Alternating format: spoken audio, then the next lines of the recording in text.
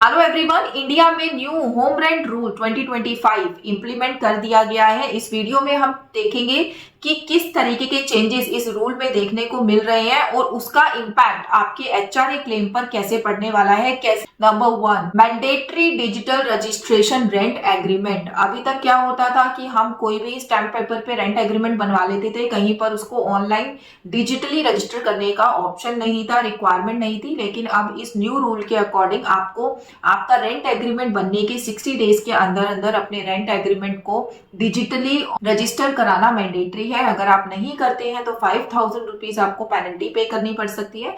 Number 2, security deposit. New rules के according आपका जो सिक्योरिटी डिपॉजिट है in case of residential property 2 months के रेंट से ज्यादा नहीं होना चाहिए, और in case of commercial property 6 month से ज्यादा आप सिक्योरिटी डिपॉजिट डिमांड नहीं कर सकते हैं। Number 3, rent increment. New rules के अकॉर्डिंग 12 मंथ से पहले आप रेंट बढ़ाने की बात नहीं कर सकते हैं, और रेंट बढ़ाते समय भी आपको 90 डेज पहले टेनेंट को इन्फॉर्म करना होगा। नंबर 4 पॉइंट, न्यू रूल्स के अकॉर्डिंग लैंडलॉर्ड को 24 आवर्स पहले प्रायर इंटीमेशन देनी होगी अपनी प्रॉपर्टी को विजिट करने से पहले।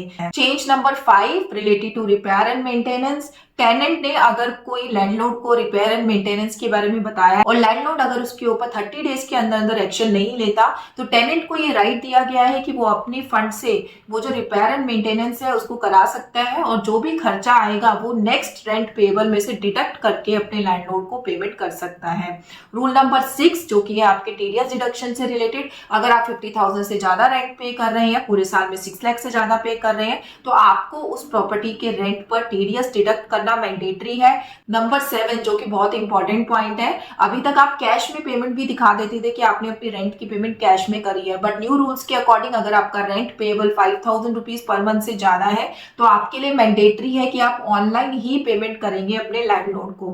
तो ये कुछ इंपॉर्टेंट पॉइंट्स थे जो इस रूल में देखने को मिले। इनसे आपका जो एचआरए क्लेम है उस पर बहुत बड़ा इंपैक्ट आपको देखने को मिलेगा। अभी तक आप अपने एम्प्लॉयर को रेंट रिसीट दे देते थे, रेंट एग्रीमेंट दे देते थे, जिसके बेसिस पर आपको एचआरए मिल जाता था। आप उसको कोई बैंक स्टेटमेंट नहीं प्रूव करते थे कि मैंने बैंक से पेमेंट करी है, या फिर जो आपका रेंट एग्रीमेंट है वो रजिस्टर्ड रेंट एग्रीमेंट नहीं होता था। आप अपने पेरेंट्स को भी रेंट दिखा देते थे ताकि हम एचआरए क्लेम कर पाए। बट आप अपना एचआरए क्लेम करना चाहते हैं तो आपको बहुत सारी चीजों का ध्यान रखना पड़ेगा कि आपको जो पेमेंट करनी है वो ऑनलाइन मोड से करनी है। आपका जो रेंट एग्रीमेंट होता है वो रजिस्टर्ड रेंट एग्रीमेंट होना चाहिए। आपका जो स्टेट, जिस स्टेट का आप रेंट एग्रीमेंट दिखा रहे हैं, जहां आप जॉब कर रहे हैं, उन सबको भी आपको चेक करना पड़ेगा कि दोनों में बहुत ज्यादा डिस्टेंस ना हो, ताकि इनकम टैक्स डिपार्टमेंट आपको डिनाई ना करे। इसी तरीके की इंपॉर्टेंट वीडियोस के लिए, इंटरेस्टिंग वीडियोस के लिए टाटूट को लाइक एंड सब्सक्राइब करना ना भूलिएगा। Thank you so much.